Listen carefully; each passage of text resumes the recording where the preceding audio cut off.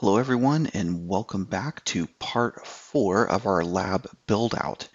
So far we started off with lab part 1, where we built out the operating systems and our nodes and our domain controller.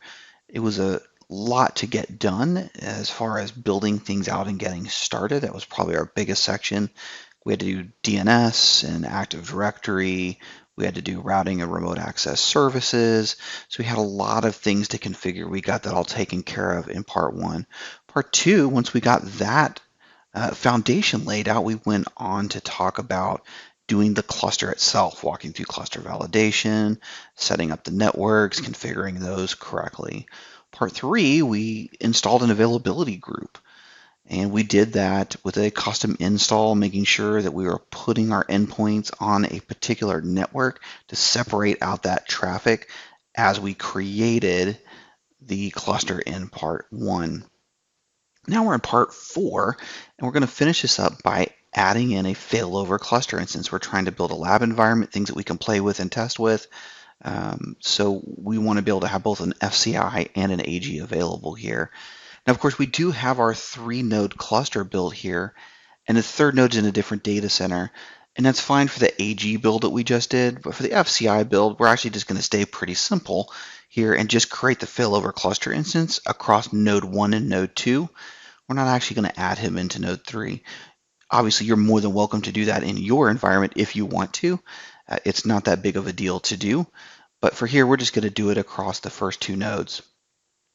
Now, the first thing that we have to figure out is, for failover cluster instance, we know we need shared storage. So how are we going to do that? There are several ways that you could do that. How we're going to do it, the simplest, easiest way that keeps it inside of our lab environment, inside these VMs, which I like because it makes them portable, right? I can copy these off to an external hard drive and I can move them around and everything's self-contained, not reliant on things outside of the VMs, which makes life very, very easy. In fact, if I move this over to another machine, all I'd really have to do is throw these guys in Hyper-V, and then if the switch was named something different, I might have to go in and just change that. It's a super simple thing in Hyper-V to change. And that'd be the only thing that would change that would be what I might consider an external reliance. So here what we're going to do is we're going to use scuzzy server. In order to do that, we actually need to add this. So what I've decided to do is I'm going to use our domain controller. That's this VM here that we're going to use. In fact, this is node 1. We'll play with him in a minute. We'll put him down in the background so we can kind of focus here on the domain controller. In our lab environment, he's a good candidate for this, obviously not in production. So add roles and features is where we're going to start here. Skip through the welcome screen. Yes, it's going to be a role-based feature. We're going to do domain controller, DC1 here is who we're going to pick. And then this actually is a role, right? So things like failover cluster instance was considered a feature on the next tab down right here. This is a role, and it's actually hidden under file and storage services. So let me come down to that. And here's what we're looking for right here, scuzzy target server. We'll use the scuzzy initiator on the other nodes to connect to this target server, but this is going to be our target server. So I'm going to check this box off, and then we'll continue on through the wizard. Nothing to add here as far as features, so confirmation is fine. We'll go ahead and click install. Pretty quick install in order to do this, to get the scuzzy services installed here to make this a target server. Should not require a reboot at all. Once this comes up, then all we really need to do is go through and start configuring it. Here's the plan for that. I'm installing a failover cluster instance. So to try and stick with best practices as much as possible, I'm going to create 3 drives. The first drive is going to be for my data files. So all my MDFs, NDFs, whatever I have. I'm going to create a log drive just for my LDF and log file. Then I'm actually going to create one for the MSDTC. I may, as bonus material, walk through doing that in the future as an add-on to this build-out, but I do have several posts that I can link to here inside of this one to point you to some other posts that I've done specifically geared toward the MSDTC, both in Azure and on-prem, one of which even covers best practices if you're going to have a highly available MSDTC in conjunction with an availability group, which changes the dynamic a little bit because we would need shared storage to make that highly available. And that's not something we would typically have for an availability group. So I'll put links to those in there, but our install has succeeded. There's no need to reboot here. It's not asking for that. So we'll go ahead and click close. In order to access this, we're going to go under File and Storage Services. I'm going to click iSCSI over here on the left. And of course, everything's blank. We haven't done anything yet. So this is our virtual disks pane. If you scroll down, this is our target pane. What I'm going to do is I'm actually going to start by creating a disk, and it'll allow me during that wizard to create the target. So we'll do new, under task here, we're going to do new iSCSI virtual disk is what we're going to choose here. So new iSCSI virtual disk. And here on this page, what this is saying is when you create these disks, where do you want to put them? Now by default, if we do nothing, it's going to put them on the C drive, which in this VM is the only volume that's available right now anyway. And you can see that it's mostly free, right? 235 gig out of 249 is free, so we got plenty of space to work with here. And it does say that if you want to put it in a custom place, you can. By default, it's going to put them here. It's going to create a folder for you called iSCSI Virtual Disk on this volume. It'll be right in the root of this volume. If you didn't want it there, you could click this radio button here, put a custom path in, browse to that path, and that's where it would stick them all. I'm just going to leave it default for here. Creating a new folder at the root of C called iSCSI Virtual Disk is perfectly logical for me. I'll know exactly what that is and where they are. So that's perfectly fine for my demo environment. So we'll click Next, and it says, hey, what's the name of the first disk? This is going to be our data disk. We'll give it a description in here, and this is going to be data disk for failover cluster instance. And we'll go next. Now it's asking for a size. I'm going to create this at 10 gig. We have a choice. We can do dynamically expanding or we can do fixed size. I'm already in a dynamically expanding hard drive for the C drive that I'm putting this on. And so I have plenty of free space here. So I'm not worried about going over or any expansion. So I'm just going to create this a fixed size at 10 gig.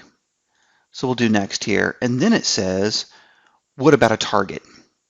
Do you want to do a new target? Now, as it turns out, I actually already have one here. I did not realize that still existed when we did this. So I can use an existing target if I want to do that. And I am actually, let's see here.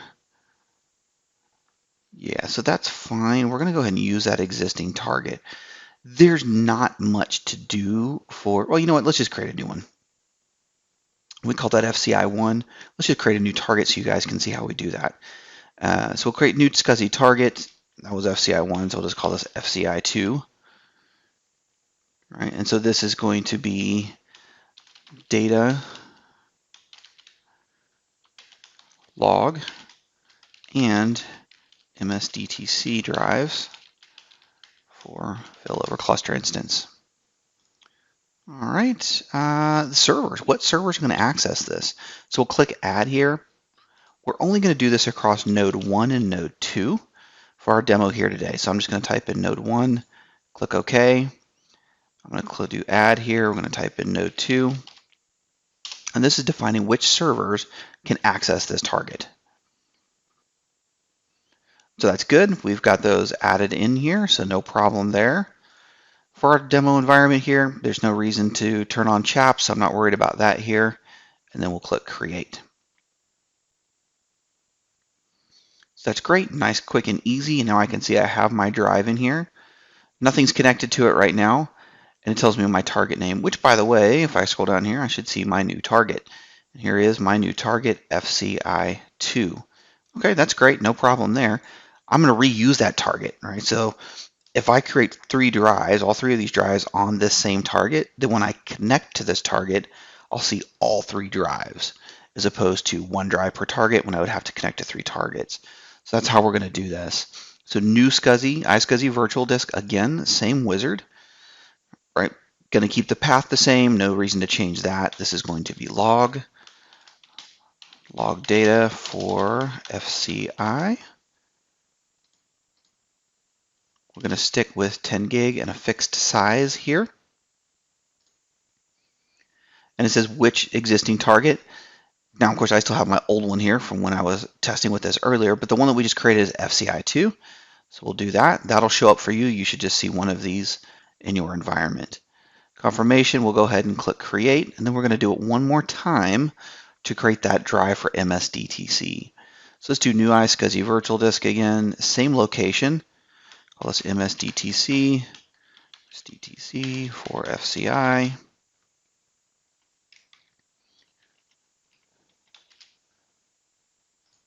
Go next. This guy we don't need to be as big. We're just going to do fixed size, but we're only going to do 1 gig. So fixed size again on this one as we've been doing, and then I'm just going to do 1 gig for this guy.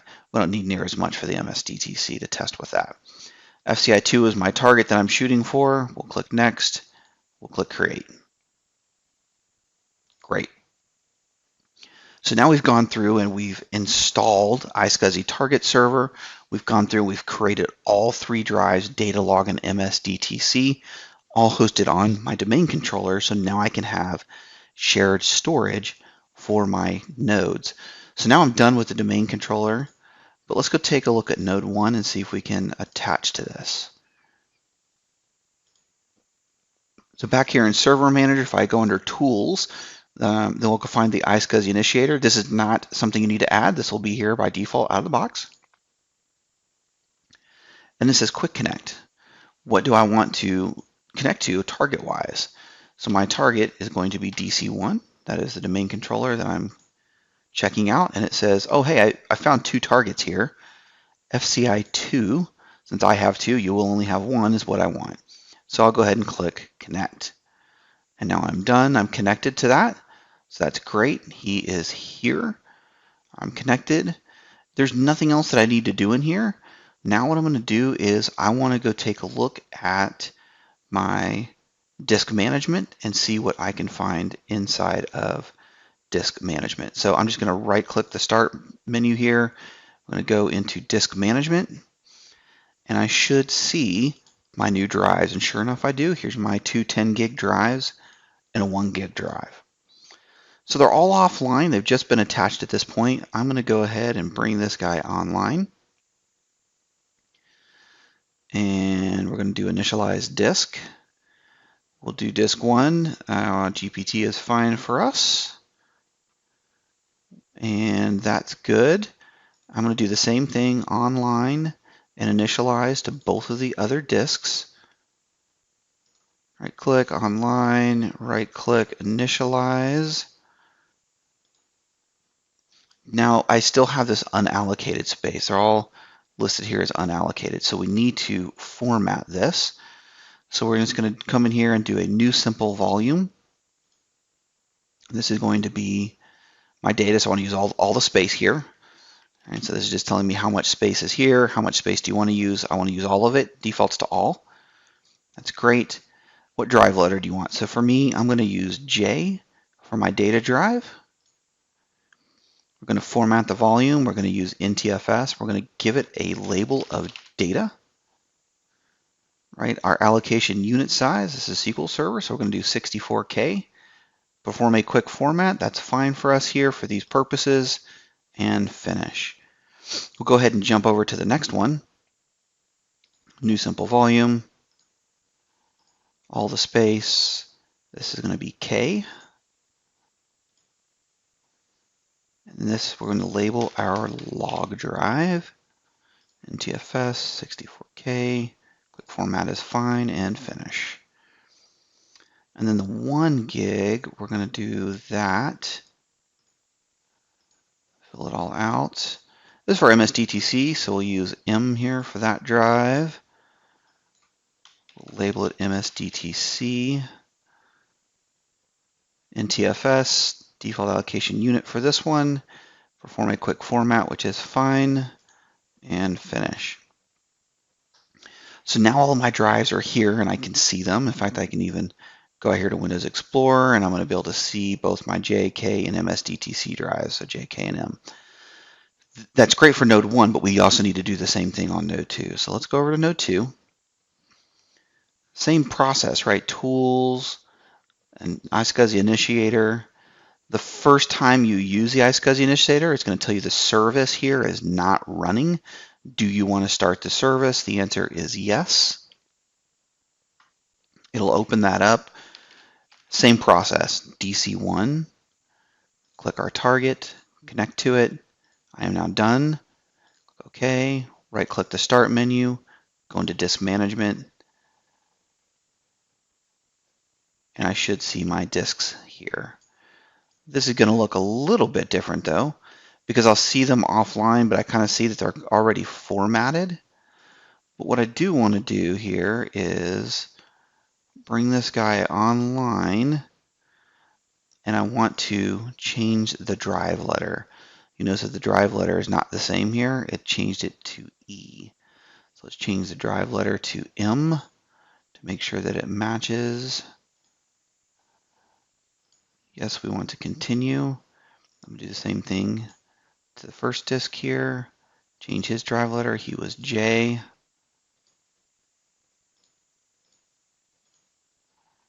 And I'm going to do this here for the log drive.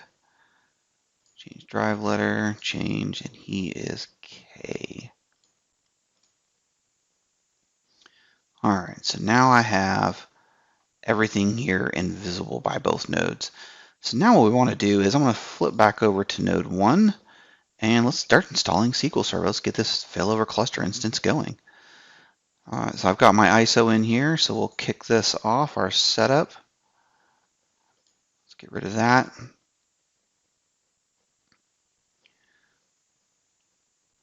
And under installation, the choice here is going to be different. So our AG, we did new SQL Server standalone. Here we're going to do new SQL Server failover cluster installation.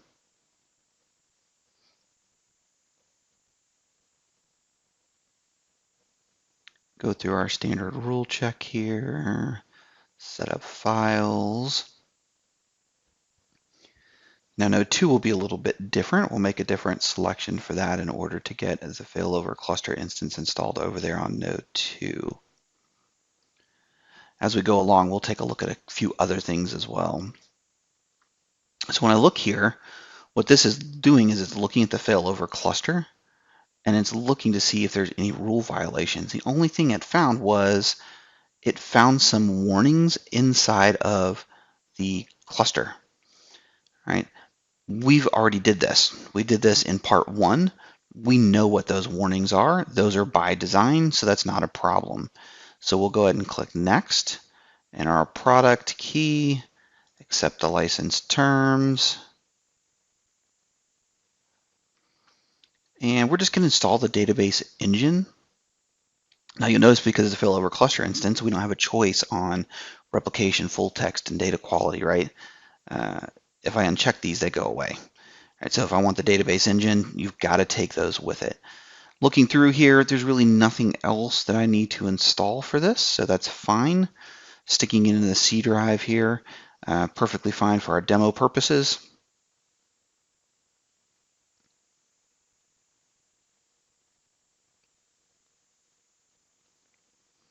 Now we need to give it a network name. So we've got a few things we need to fill out here. So what I'm going to do is I'm going to use my handy cheat sheet over here. We're going to call this SQL, CLUS for cluster 01, SQL Clus 01. This is going to be a named instance. It has to be, right? We already have a default instance. That's for our availability group. So that's what we're going to go ahead and call these. I'll zoom in just so you guys can see those. This is our network name that we're going to do. Now remember, this is going to create a computer object in Active Directory. It's going to create some DNS entries, all that good stuff. So it says, hey, I detected SQL Server instances of features on here. Where do you want to do? That's fine. We're all good there. All right, that's that default instance that's already installed in a SQL Server. That's kind of our don't reuse this name warning.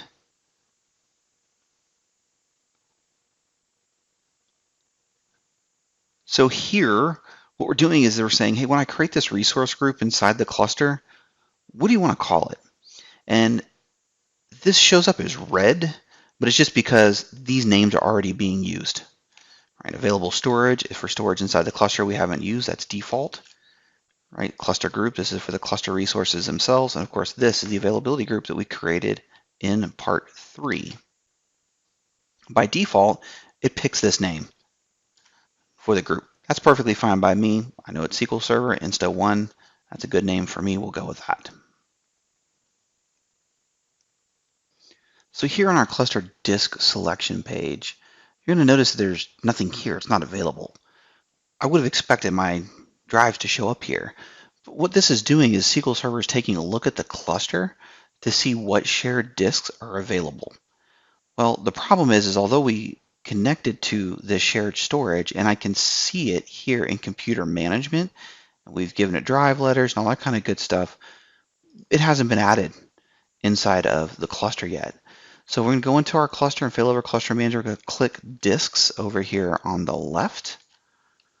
Once we do that, we can go over here to the right, and we're going to click add disk. And this will allow me to add all 3 disks at the same time. So I can see here are all of the disks that I have that I can add. So I'm going to go ahead and click OK, and it should bring all of those into the cluster. And you'll notice that they all are in the available storage pool, which is the default pool inside the cluster where any drives are going to reside until they get assigned to a role, which they have not been. So now let's go back. Once we refresh it, now we see here are our cluster disks. Now for this purpose here, I don't actually want all of them. I don't want cluster disk 3. You'll want to verify this, right?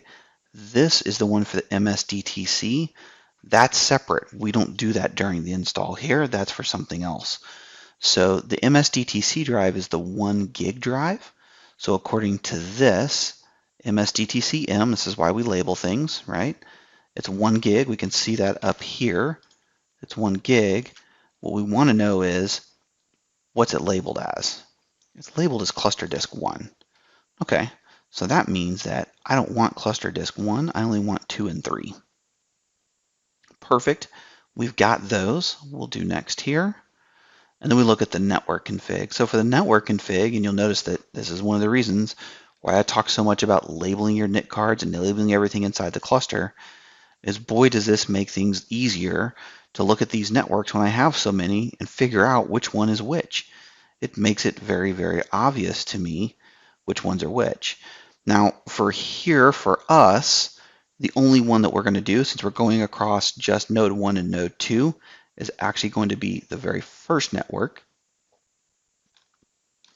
which is our data center 1, network 1 public. That's what we want to use. I'm not going to use DHCP here. You can. Now this is funny because you're going, wait a minute, what's the address here? You have to check the box first on the left before you can type an address in. We're going to use 10.0.0.15 is what we're going to use for the address here. So we'll click next. I am going to check off grant perform volume maintenance task here. Now it's looking for a service account to run this instance. So we need to go create one of those. Go back over to our domain controller. I want to go to Active Directory users and computers. Now you'll remember back in part 1, I created this service accounts OU to keep all my service accounts. I've got one in here, SQL 1, 2, and 3. You'll remember we used those for the availability group. So let's just go in and create a new user. And I'm just going to call him svc-SQL10. So we'll use that name there. And we'll give him a password.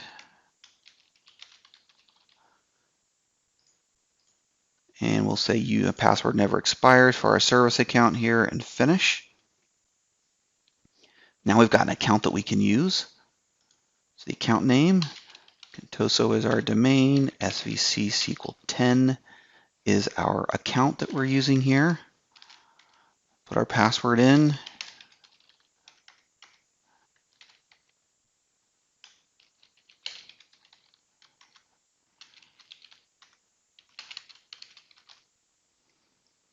That looks good. No need to change the collation for us here. We'll go on to the database engine config. So I'm going to do this as mixed mode. This is your choice here, how you want to do.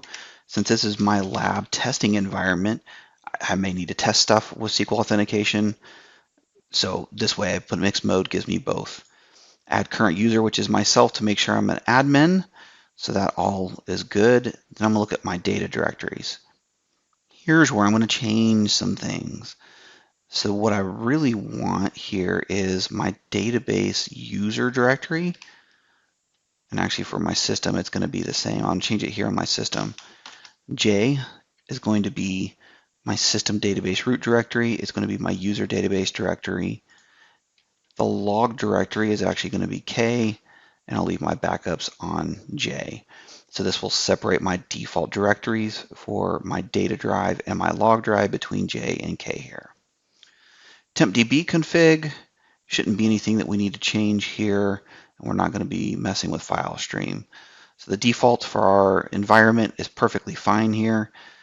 The only thing here is the data directory is fine on J, but the log directory, let's go put that in our log folder, which is actually going to be on the K drive. All right, keeping the default folder structure, both here on TempDB and the data directory tab. That way they're all stored in the same place. We'll go next here. Take a look at the feature configuration rules next and get those checked. Everything looks good. Now all we need to do is hit install. So this will go through, it'll do the install. We can sit here and watch it do stuff. So actually it's kind of fun if you want to sit here in the roles and failover cluster manager. As it starts creating stuff, you'll start seeing it show up. In here we'll see the role show up. We can start seeing some of the objects being created, DNS network name and IP address, and the failover cluster instance itself. So that's one place you can look to kind of see things happen as it's going. Of course, you can go out to your drives and take a look at those as well and see what folder structure it's creating as it creates the system databases. So we can go out here and take a look at that as well if you want. So nothing is out here in either one of those places yet. But as the install progresses through, we'll be able to start seeing some of these things populate in here. Now, when this is done, this is the lion's share of the failover cluster install. The only thing that's really left to do at this point is to go over to node 2, and we need to do the add node wizard over there to add node 2 as part of my failover cluster instance. The information that's required there is much, much less than what we had to enter here, simply because additional nodes look back to the primary existing node, pull that out of the registry hive, and populate most of the data that we're going to need, pretty much everything except the user account password. So it's a very easy, very quick add to add the other node. Now, I'm not adding node 3 to my failover cluster instance. You most certainly could do that. The way that we've built this lab environment out, this should be good for creating all of that stuff. Hey, look, here we go. Here's the role, partially online. You can see here's both the cluster disks. The IP just came online. Now it's creating it as a dependency against the name. We should see all of that come online. It should bring the name online. If I expand my disks, I should see both the J and the K drive, and I do, which is good. The name should be the last thing it brings online. I can see on the J drive, here's my folder structure. So I should, at least in the data drive, see it start populating the system databases. So they're already there. Look, master model, MSDB, all that stuff's there.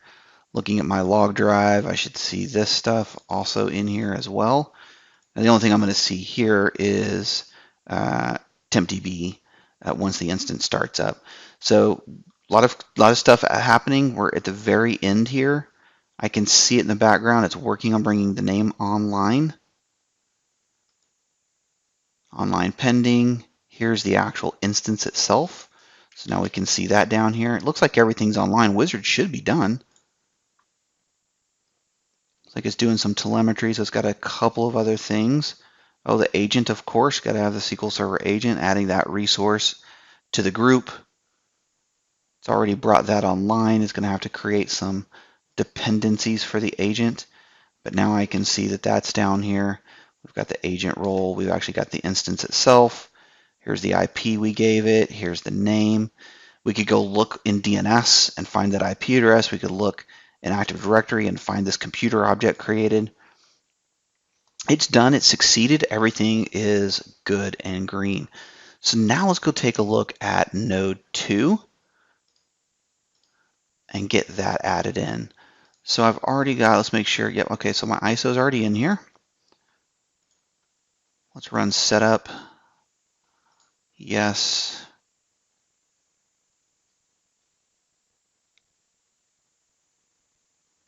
And we'll make a different choice here on the installation. We're going to do this add node right here to SQL Server failover cluster is our choice. And you would do this on all subsequent nodes. And keep in mind that everything that I'm doing here, I'm doing this just as a demo so everybody can kind of see how this is walkthrough. You absolutely don't have to do like any of this through the GUI, right? This can all be done through PowerShell. In fact, the cluster part is literally one line of code. It is super simple, and it'll create the entire cluster for you. And I do encourage you to go back and look at doing these things, just because you may want to break down pieces of this lab and redo them as you start doing some testing and figuring things out, or just demoing this for other folks. Okay, great. We saw this before. We only have the warning. We know what that's all about, so we're not concerned there. And our product key, accept our license terms. Now the cluster node config here is pretty simple. There's only one choice here, insta1. It's the only instance that we see. The name of this node is node 2. Obviously we are on node 2. And here's the instance name that we're going to want to add to. So this is the only failover cluster instance that's available. So obviously you could go back easily after the fact, add more drives, create another named instance, and have another failover cluster instance on here if you wanted to. You could take this failover cluster instance and add it into the availability group. There's an endless amount of things that you could do with this demo environment. So IP is automatically picked for me. It knows that that's the right one because that's what I picked on the other node. I am going to grant perform volume maintenance task here as I usually would. It knows the accounts. It just needs the password. So I'm going to go ahead and stick in the password here. Continuing on.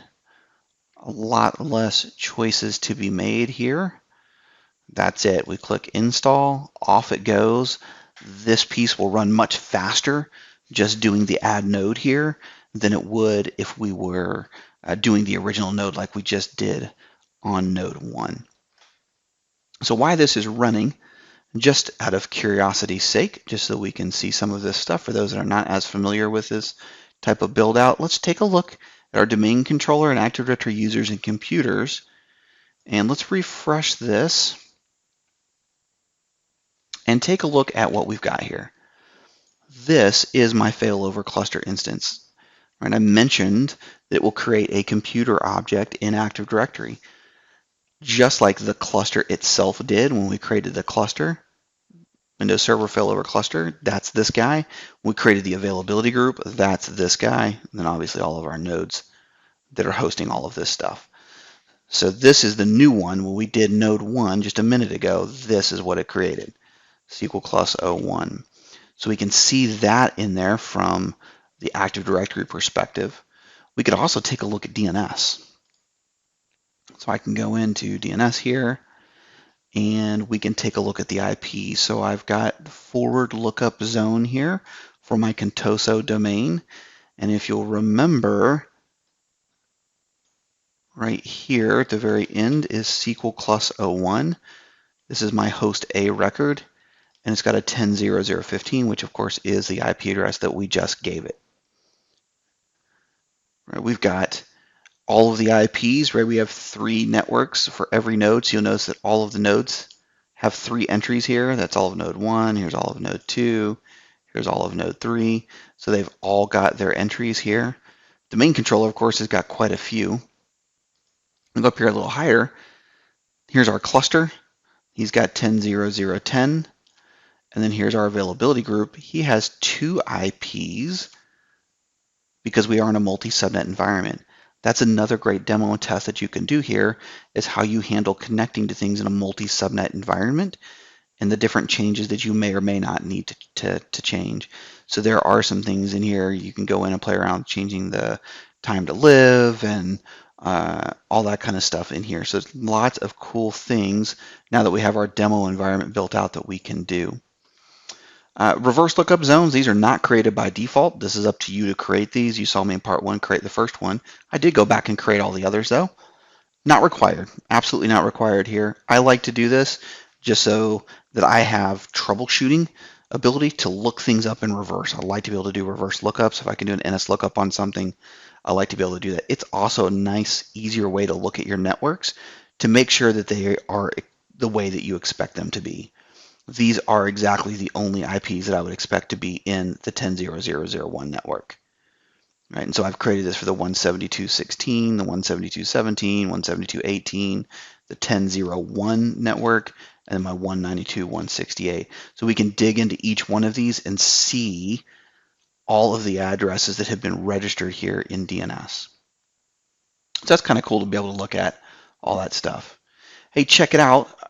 This is done. We did the add node, so now it's completely done. We've got our install. So let's go back over to, I guess I could have done it there on node 2, of course. Let's go to node 1 since I have failover cluster manager installed. And I can see nothing changed here when I did the add node, at least not that you can see right here. Let me shrink some of this up a little bit. All it really would have done is taking a look here at your instance. If we were to take a look at our dependencies and our advanced policies here, we can kind of see the things that are added here. So it would have added node 2 as being one of the possible owners. That wouldn't have existed prior to doing that add node on number 2. So the first thing we absolutely would want to test here, without question, is will it successfully fail over? Will this actually work? So we can absolutely do that.